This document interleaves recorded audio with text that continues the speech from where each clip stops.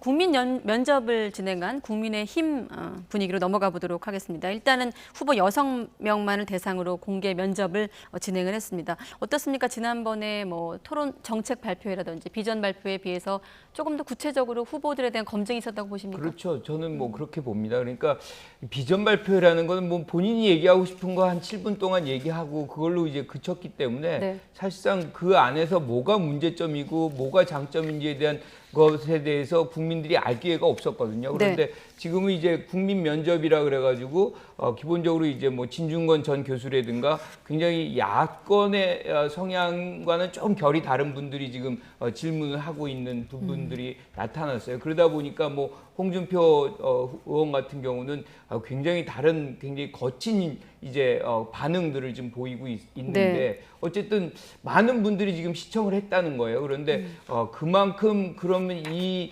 후보들이 자신의 어떤 주장들을 면접관들의 어떤 질문에 잘 이렇게 대응을 했느냐라고 본다면 저는 좀 굉장히 아쉽고 실질적으로 그 적절한 답변이 좀 부족했다. 뭐 이런 생각을 질문에 비해서. 그렇죠. 지울 수가 없습니다. 특히나 이제 홍준표 후보 같은 경우에 이제 공공병원의 어떤 문제점, 진주 의료원의 어떤 폐쇄와 관련해서 이 코로나 상황 같은 데서 사실 이런 공적인 어떤 병원들이 역할이 굉장히 큰데 그것을 폐쇄해가지고 이 문제가 발생되는 것과는 전혀 상관이 없다. 뭐 이렇게 얘기하는데 네. 수치상으로 보면 사실상 1인당 어떤 병원의 어떤 수가 다른 지역에 비해서 한 3배가량이 더 높거든요. 담당해야 되는 숫자. 그만큼 병원이 부족하다는 거거든요. 병실이. 그런 부분에 대해서는 굉장히 좀 나몰라라 하는 그런 답변들. 뭐 이런 것들은 좀 부적절하지 않았나 뭐 이렇게 생각합니다. 네, 실제로 면접관과 후보들 사이에 오갔던 대화를 좀 화면에 보여주시고 평론가님 얘기도 이어서 듣도록 하겠습니다. 어떻게 들으셨습니까?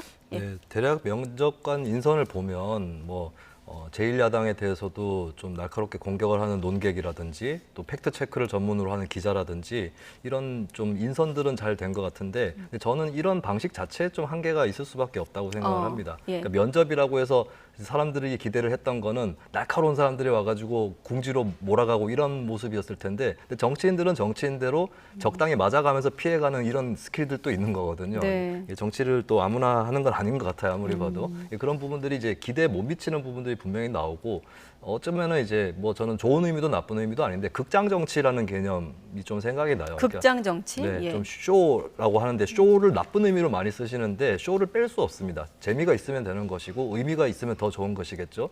근데 이런 여러 가지 형식들, 뭐 국민의힘에서 최근에 도입했던 토론 배틀 이런 것도 있는데 저는 정치라는 것은 특정 공간에서 이루어지는 것은 아니다라고 봅니다. 다양한 공간이 있는 것이고 SNS뿐만 아니라 어떤 후보자가 길거리를 걸어가다가 기자의 기습 질문을 받고 대답하는 것 이런 네. 것들까지 포함을 해서 좀 더 역동적이고 다각적인 그런 토론이 벌어져야 되는 거고 결국에는 정치인은 정치인들끼리 싸워야 한다.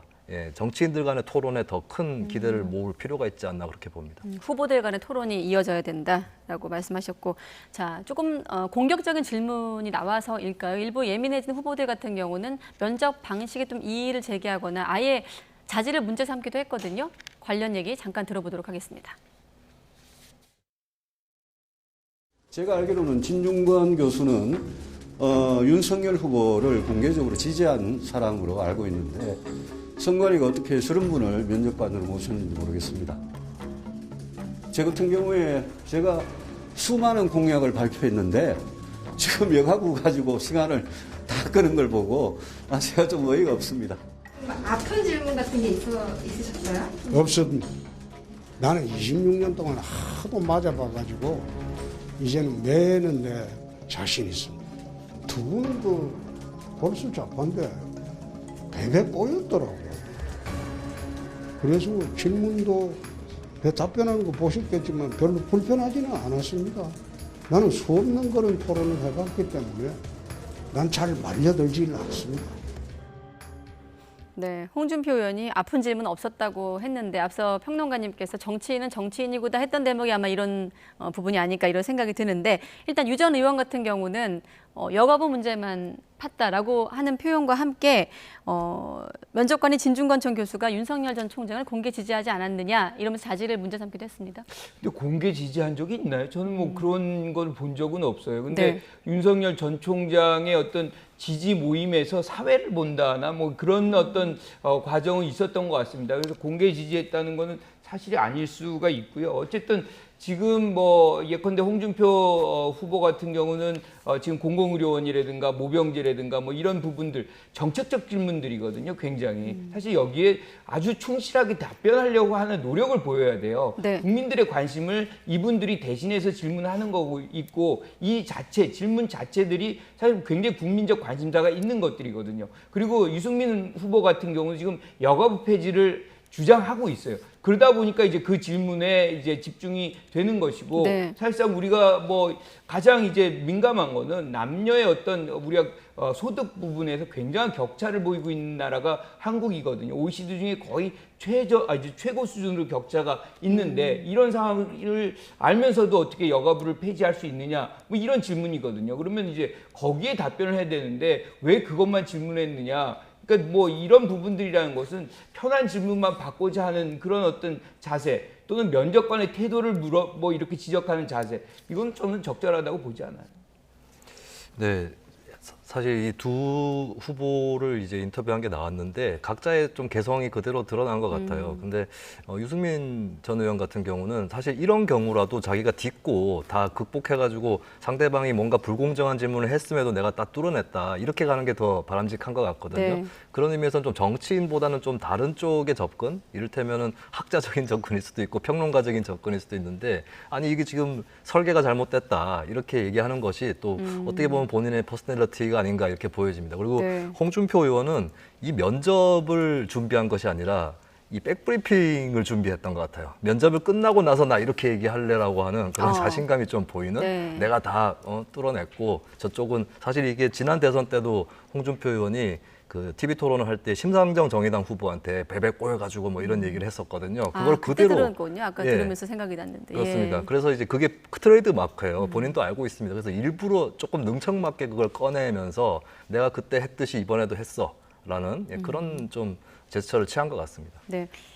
홍준표 의원 지금 화면에 나가고 있는데 여론조사 얘기를 한번 해볼까요? 지금 자신감을 좀 얻는 데는 아마 지지율 상승이 좀 한몫하고 있지 않을까 싶은데 어떻습니까? 지금 보수 야권 대선 주자 적합도 조사에서 홍 의원이 그 전주보다 12.4%포인트 크게 올랐습니다. 네. 폭등이라는 표현이 맞을 것 같아요. 네. 그런데 이제 그 부분이 본인은 굉장히 이제 기쁘고 뭐 그렇겠지만 항상 지지율이라는 것은 움직이잖아요. 그러니까 본인의 어떤 지지율이 왜 급등을 했는지를 좀 분석을 할 필요가 있다. 네. 이거는 윤석열 전 총장의 지지 세력이 동요한 그 결과로서 나타난 거거든요. 그러니까 거기서 이탈한 분들이 상당 부분 이제 대안으로서 윤석열 후보에게 지금 윤석열 후보가 아니라 홍준표 후보에게 넘어가고 있는 것이지 네. 본인이 어떤 정치상 또는 비전 이 제시를 해가지고 본인이 만든 지지율이라고 보기 굉장히 어려운 측면이 많습니다. 그래서 사실상 지금부터가 홍준표 후보에게는 시작이다. 이 지지율을 어떻게 공고히 시키느냐,